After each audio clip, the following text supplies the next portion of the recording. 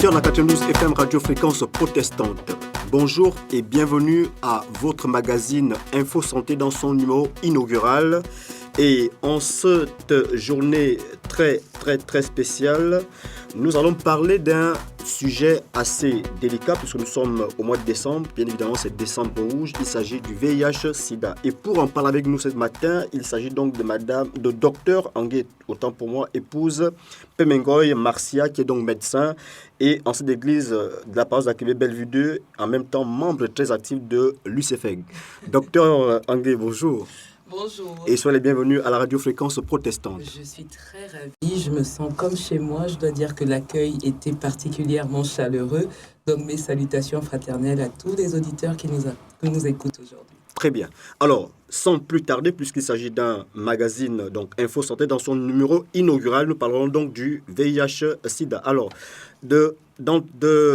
à l'entame de notre magazine, Madame Docteur Angué, autant pour moi, qu'est-ce que le VIH ?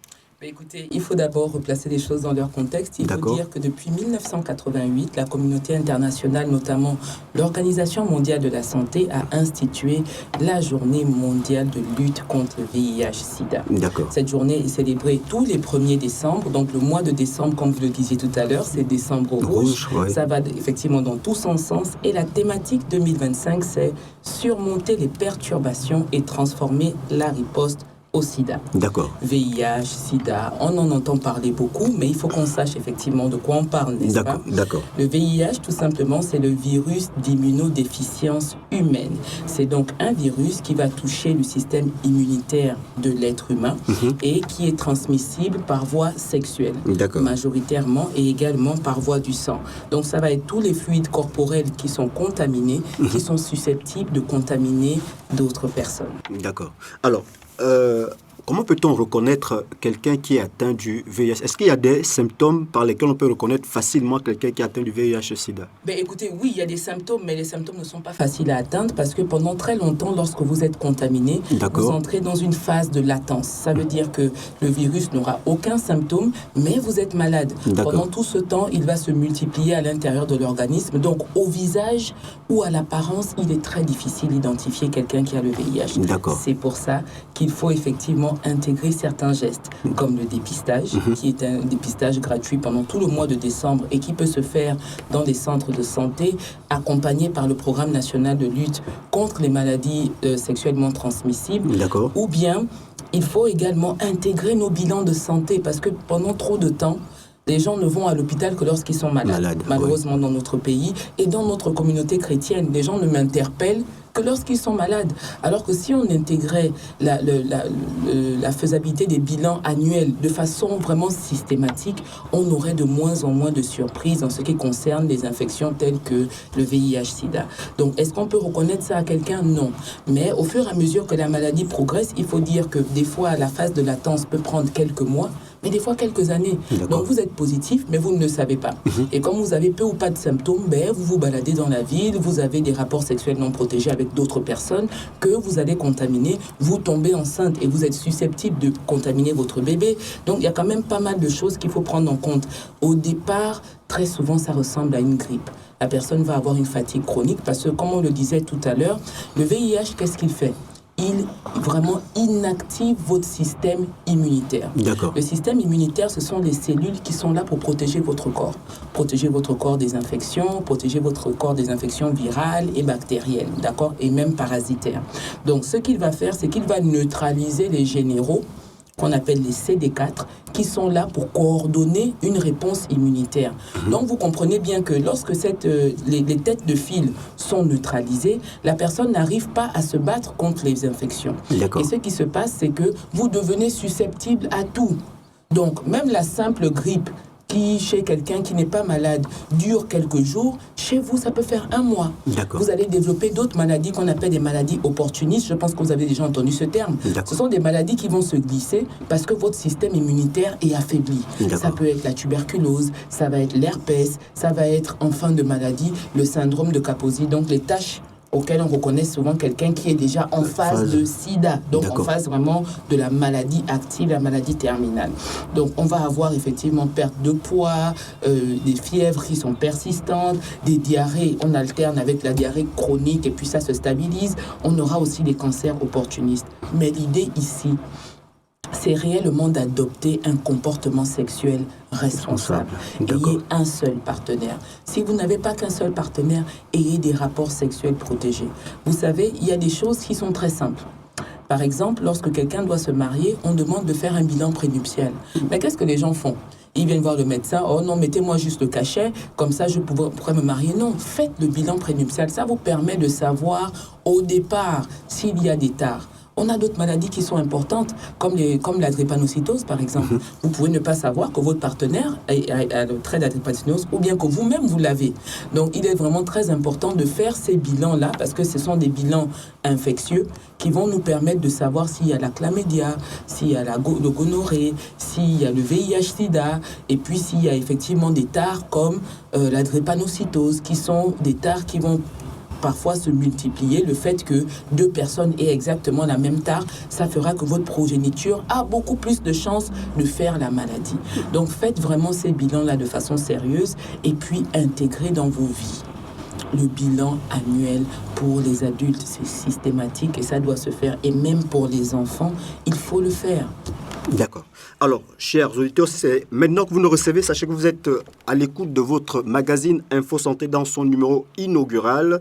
Et nous recevons ce matin Dr Angué épouse Pemengoy Marcia, qui est donc médecin et ancienne d'église d'Akébé Bellevue 2 et membre très actif de l'UCFEC de cette communauté. Alors, à la réalisation, nous avons donc Tonton S qui assure la mise en onde de l'émission et de le micro Evans Ondo dans la présentation de cette émission. Alors, je voudrais donc ici poser une deuxième question, ou sinon une deuxième interrogation à notre invité du jour, qui parle avec beaucoup de précision. Nous remarquons malheureusement que la tranche d'âge la plus touchée par cette maladie, c'est beaucoup plus la jeunesse. Alors, comment peut-on expliquer cela, Madame Docteur Angué? Écoutez, on va mitiger ça parce que c'est pas réellement la jeunesse qui est la plus touchée. D'accord. La séroprévalence au Gabon est à peu près 3% pour plus ou moins toutes les tranches d'âge. D'accord. Mais on va dire que la jeunesse est plus vulnérable parce que souvent, ils n'ont pas la bonne information.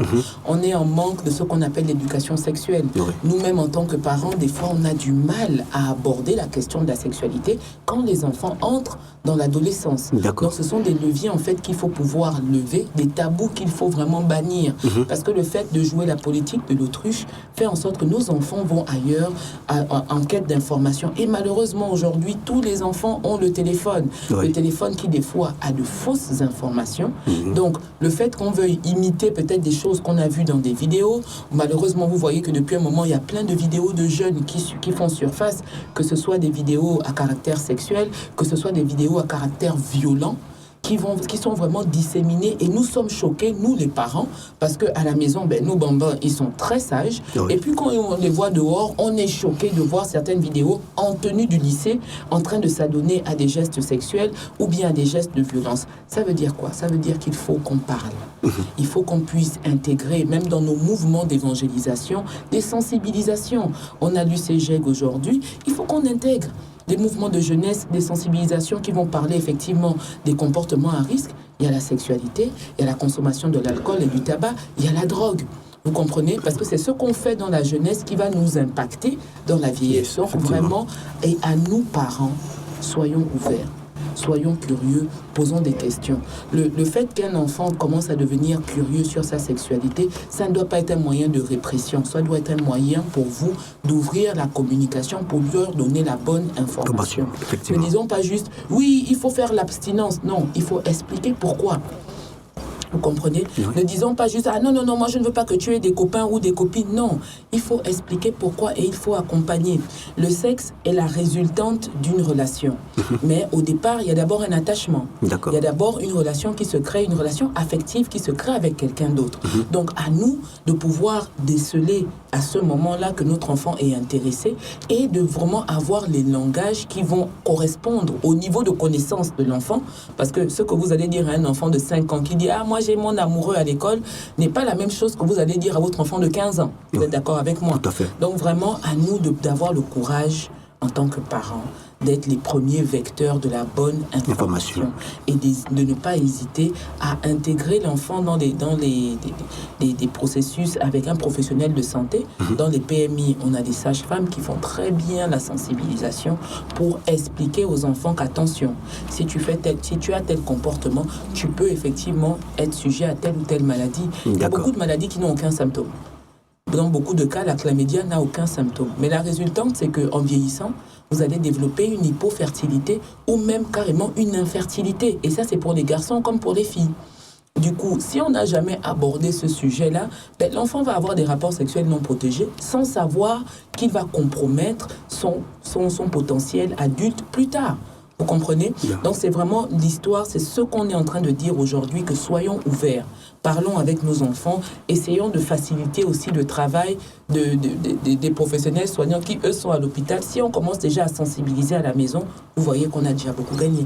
D'accord. Alors, chers auditeurs, vous l'aurez compris, nous sommes donc en face de quelqu'un qui maîtrise bien évidemment le sujet. Donc, docteur Angué, je voudrais quand même revenir sur la question liée à comment on contracte cette maladie. Parce que beaucoup de personnes dans nos communautés, dans la société, se disent que c'est forcément par la voie sexuelle, alors qu'il y a d'autres voies de transmission de cette maladie. Est-ce qu'on peut les aborder, ces quelques autres voies de transmission de transmission du VIH? Absolument, c'est très important de le rappeler, parce que le mode de transmission va nous permettre également de nous protéger. Comme vous le disiez tout à l'heure, le premier mode, c'est bien sûr les rapports sexuels non protégés. Donc ça va être un contact génito-génital, donc vagin-pénis, ou bien pénis, relation anale. D'accord. Ça, c'est très important à préciser. Ensuite, on peut avoir la transmission materno-fœtale, donc de la mère à l'enfant, pendant l'accouchement ou bien pendant l'allaitement. Donc, les femmes qui sont séropositives suivent un certain traitement et ont certains gestes pour éviter de transmettre la maladie de la mère à l'enfant. Ensuite, on peut avoir le partage de matériel d'injection. Vous comprenez, les aiguilles, les gens qui vont faire des tatouages. Beaucoup de nos jeunes, même de nos mamans, font des tatouages au marché. Mais vous voyez, c'est vecteur d'infection. Parce que vous ne savez pas si l'aiguille est réellement stérilisée. Tous ces gestes de micro-ponction-là vont faire en sorte d'introduire la maladie dans le corps sans le savoir. Donc, vous pouvez tout à fait être quelqu'un qui a un comportement sexuel très responsable. Mais le fait d'avoir partagé des aiguilles avec quelqu'un d'autre vous met en danger. On a les circoncisions traditionnelles. Le fait de ne pas stériliser les instruments font qu'on peut effectivement contaminer plusieurs personnes avec le même instrument. Et enfin, on a les transfusions sanguines. D'accord. Ici, il faut préciser que c'est le moyen de transmission le moins fréquent, parce qu'aujourd'hui, on a tellement de sécurité autour. C'est-à-dire que lorsque vous allez donner les poches de sang, si votre poche est contaminée, on la jette. On ne discute même pas avec vous, mais on vous informe. Attention, c'est pour ça que lorsque vous allez donner le sang, on fait toujours un premier bilan et on va vous dire de revenir chercher. Et aujourd'hui même, le Centre national de transfusion sanguine a un système où il y a un numéro WhatsApp et il y a un code barre. Donc, vous pouvez donner votre code barre, on vous envoie vos résultats. Et s'il y a quelque chose d'anormal, on vous tient informé immédiatement qu'attention, votre sang est contaminé. D'accord. Pendant tout le mois de décembre, le programme national de lutte contre les infections sexuellement transmissibles a une tournée dans tout le Gabon. Particulièrement à Libreville, ils vont vraiment faire la sensibilisation communautaire, le dépistage, et ils vont mettre sous traitement des gens qu'on trouve séance tenante qui sont malades. Ceux qui sont déjà malades et qui connaissent leur statut peuvent également venir renouveler leurs médicaments à ce moment-là. Donc, c'est quand même assez utile. D'ailleurs, ils nous ont fait un petit point sur les statistiques. La première journée, ils étaient à Rio. Ils ont dépisté à peu près 200 personnes. Il y a eu 14 positifs. Wow. Donc, ça veut dire que ces 14 positifs, séance tenante, ont été reçus en entretien, parce que sur place, vous avez des médecins, vous avez des infirmiers, vous avez des psychologues et vous avez des agents du programme national de lutte contre les maladies sexuellement transmissibles. Mais on vous prend en entretien, on vous explique comment là on a trouvé la maladie, on doit vous mettre sous traitement. Est-ce que vous avez une partenaire ou un partenaire? Il faudrait qu'on voit cette personne également, parce que c'est vrai que vous avez des couples où un est positif, l'autre est négatif. On appelle ça la sérodiscordance. Donc c'est aussi une possibilité, mais attention. Si vous êtes positif, vous savez que vous êtes positif et vous contaminez quelqu'un, c'est un crime. C'est passible de prison. C'est passible de 15 ans de prison et vous avez une amende de plusieurs millions de francs CFA. Donc, c'est dans le code pénal gabonais. Donc, faites gaffe à ça. Du coup, ça, c'est de l'empoisonnement volontaire et vous êtes passible de prison. Alors, vous l'aurez donc compris que lorsque vous êtes contaminé et que vous contaminez votre partenaire, vous êtes donc passible, n'est-ce pas, vous faites un crime contre, c'est ça, l'humanité. L'humanité, mais contre la personne. Contre la personne, d'accord. Alors, chers auditeurs, nous marquons une légère pause et on se retrouve juste après pour la suite du magazine. Ne manquez pas votre émission Santé tous les mercredis à 11h10 sur la 92 FM. Des conseils, des experts, des réponses. Comprendre, prévenir et mieux vivre. Radio Fréquence Protestante, la radio qui donne des couleurs à la vie. Info Santé, c'est sur la 92 FM. Bien, chers auditeurs, de retour sur ce plateau, nous sommes donc en cette matinée en train d'épiloguer sur la question liée au VIH-Sida dans le cadre de Info Santé dans son premier numéro et nous recevons le docteur Henri Épouse Pemengoy, Marcia qui est donc médecin et ancien d'église à la paroisse d'Akébé Bellevue 2 et membre très actif de l'UCFEC de cette communauté. Alors, comme vous l'avez compris dans la première partie de ce magazine, Madame Henri a donc bien évidemment expliqué pas mal de choses liées à cette maladie, mais nous voulons quand même comprendre comment diagnostique-t-on cette maladie qu'est le VIH-Sida? C'est très simple, c'est par un test sanguin. D'accord. Et aujourd'hui, on a même ce qu'on appelle le test rapide. Donc, on a un test rapide, ça prend à peine 20 minutes. D'accord. C'est pour ça qu'aujourd'hui, sur place, comme je vous le disais tantôt, il y a une campagne de dépistage en ce moment.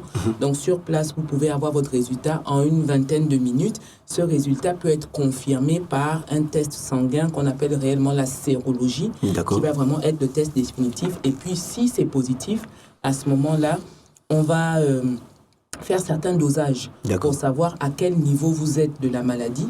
Ça nous permet de savoir si votre système immunitaire a déjà été impacté ou pas.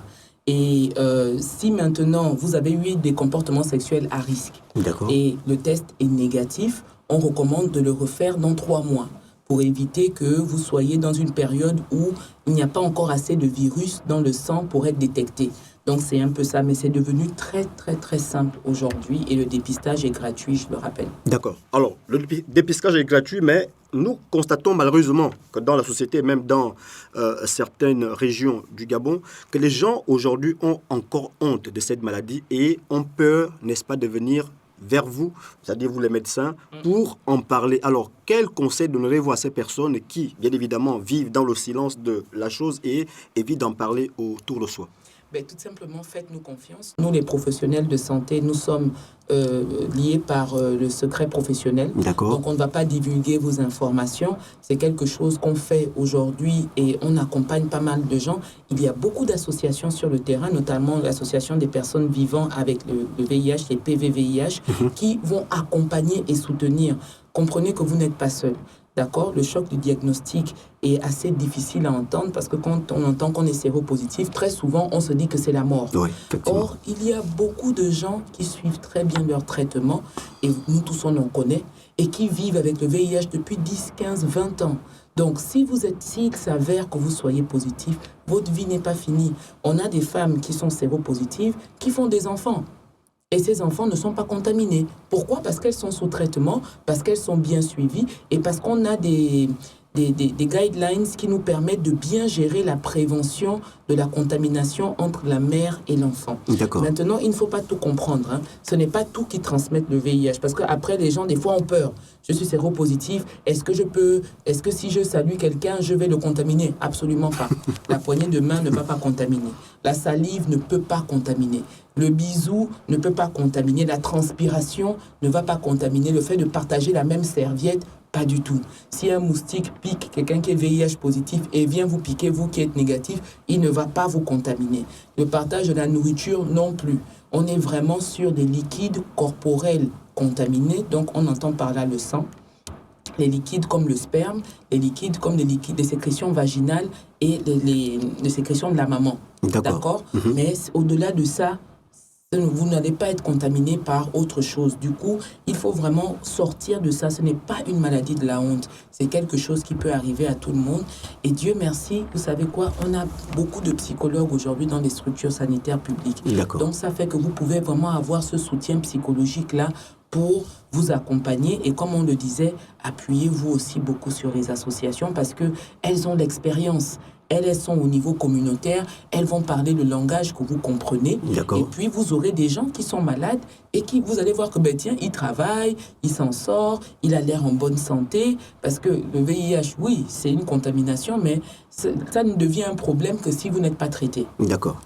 Donc, vous voyez que c'est vraiment important pour nous de libérer la parole. D'accord. Alors, je reviens vers vous, surtout sur la même question, mais sous un autre angle. Alors, nous constatons également que dans les congrégations religieuses, notamment nos sœurs du Réveil, qui estiment que le VIH est une malédiction venant, bien évidemment, de celui qu'ils appellent Satan. Alors, il y en a qui préfèrent faire confiance en leur pasteur, c'est-à-dire pour faire des jeûnes de prière et tout ça, pour tenter, n'est-ce pas, de prévenir contre cette... Alors, est-ce qu'il y a des moyens de prévention contre cette maladie? Oui, il y a des moyens de prévention. Malheureusement, la prière n'est pas suffisante. D'accord. Parce que ça reste un contact physique qui doit se passer entre deux personnes. D'accord. Vous comprenez?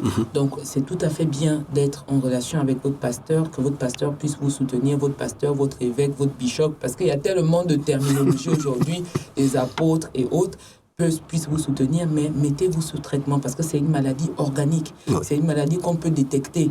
Donc, le fait de la prière ne va pas pouvoir changer le diagnostic comme vous l'imaginez. Par contre, on s'est rendu compte que des personnes qui ont un soutien spirituel, qui sont des personnes qui prient, moi-même je suis très engagée dans la foi, les personnes qui prient ont de meilleurs résultats que ceux qui ne prient pas. Et ça, c'est pour toute maladie. Hein. Pourquoi? Parce que le spirituel domine le corps, ouais. N'est-ce pas? Ça domine le physique. Ouais. Exactement. Donc, on se rend compte que lorsque vous faites tout ce qu'il faut, vous suivez bien votre traitement, vous avez une bonne hygiène de vie. Quelqu'un qui a le VIH, il doit bien manger, il doit bien dormir, il ne doit pas vivre dans le stress. D'accord. Donc, toutes ces choses-là, lorsque vous faites déjà ça, et on ajoute encore la prière, mais je vous assure que vous aurez une longue vie et Dieu va vous accompagner et vous êtes finalement un témoignage vivant pour nous tous qui n'avons peut-être pas ce challenge-là spécifiquement, mais qui pouvons avoir d'autres difficultés qu'on peut s'inspirer de votre exemple pour pouvoir les surmonter. D'accord. Alors, il y a d'autres personnes, bien évidemment, qui nous disent au quotidien, nous, on ne fait pas confiance à la médecine moderne, on préfère se tourner vers les praticiens parce qu'en réalité, c'est là-bas où nous pouvons trouver de la guérison. Il y a beaucoup qui repartent vers ces gens-là alors qu'ils n'ont pas des informations utiles pour... Alors, que conseillez-vous à ce type de personnes qui estiment que la médecine moderne a ses limites et que la médecine traditionnelle peut donc leur donner la possibilité, n'est-ce pas, de retrouver leur séronégativité? Écoutez, la médecine moderne a ses limites pour beaucoup de choses. Oui. Tout comme la médecine traditionnelle a ses limites pour beaucoup de choses. Mais là, on parle vraiment d'une maladie qu'on dépiste, qu'on diagnostique et qu'on peut traiter. D'accord. Avec un médicament qui va vous permettre de gérer, contenir l'infection. D'accord. Donc, vous ne pouvez pas abandonner cela pour aller vers les tradipraticiens. Parce que si les tradipraticiens soignaient ça se saurait. Oui. Ça se saurait. D'accord. On aurait déjà abandonné le côté des médicaments pour tous aller vers la médecine traditionnelle. Mais pour moi, ce n'est pas de la mettre de côté, non. Ce sont des choses qui peuvent être complémentaires, mais attention. Attention, parce que les plantes aussi sont des médicaments. Vous êtes d'accord avec moi? Oui, d'accord. Mais on ne peut pas maîtriser forcément ni le dosage, ni la manière dont ça a été fait, ni préparé. Du coup, il est difficile pour nous d'évaluer avec des moyens modernes l'efficacité d'un traitement traditionnel contre le VIH. D'accord. Ce que je peux vous dire, c'est qu'il y a un traitement qui est clair, qui est les médicaments antirétroviraux et qui ont montré leur efficacité depuis plus de 30 ans. Donc, basons-nous sur ce qu'on connaît et faites-vous suivre par un professionnel de santé pour rester en bonne santé, justement. Chers auditeurs, si c'est maintenant que vous nous recevez, sachez que nous sommes dans le cadre de votre magazine Info Santé dans son premier numéro. Et nous recevons pour la circonstance Dr Angué épouse Pemengoy Marcia, qui est donc médecin et ancienne d'église à Québec-Bellevue 2, également membre très actif de l'UCFEI, qui nous parle aujourd'hui, n'est-ce pas, de tout ce qui tourne autour du VIH-Sida. Alors, nous sommes donc en train de tirer petit à petit vers la fin de ce magazine. Alors, nous allons donc demander à Madame Angué, alors, que peut-on retenir de tout ce qui a été dit autour du VIH-Sida? Écoutez, c'est très simple. On va faire les grandes lignes. Tout simplement dire que le VIH-Sida, c'est un virus, une maladie sexuellement transmissible qui peut également être transmise de la mère à l'enfant et via des objets contaminés. Il est très important d'intégrer dans sa routine de santé les dépistages réguliers. Faites un bilan de santé annuel, surtout si vous êtes un adulte. Évitons les comportements à risque, c'est-à-dire les rapports sexuels non protégés avec de multiples partenaires. Évitons de partager des objets qui sont des objets coupants. Donc, on va faire des manucures, pédicures. Soyons regardants sur la manière de stériliser. Il y a des moyens de prévention. Le premier, bien sûr, c'est l'abstinence, parce que c'est ça la réalité. La deuxième chose, c'est avoir des moyens de contraception barrière, tels que le préservatif, et changer nos comportements. Enfin, le traitement est simple. Ce sont les antirétroviraux. Ils sont disponibles au Gabon gratuitement. Rapprochez-vous des centres de traitement ambulatoires qui sont un peu partout dans Libreville et dans le pays pour pouvoir vous faire suivre. Ce n'est pas une maladie de la honte. Faites-nous confiance et ensemble, on pourra effectivement surmonter cette maladie. Alors, chers auditeurs, comme vous l'aurez compris de la bouche de Dr Angué, alors ce n'est pas une maladie taboue, donc en réalité, il faut donc aller vous faire dépister et suivre bien évidemment les conseils de nos chers médecins. Alors, nous sommes arrivés au terme de ce numéro consacré au VIH-Sida. Nous étions donc à Info Santé, mais avant de laisser partir Madame Angué, donc Dr Angué, épouse Pemengoy, on veut quand même avoir son mot de la fin. Écoutez, j'ai été ravie d'être avec vous aujourd'hui. Pour moi, c'est toujours une très belle occasion de pouvoir sensibiliser dans ma communauté.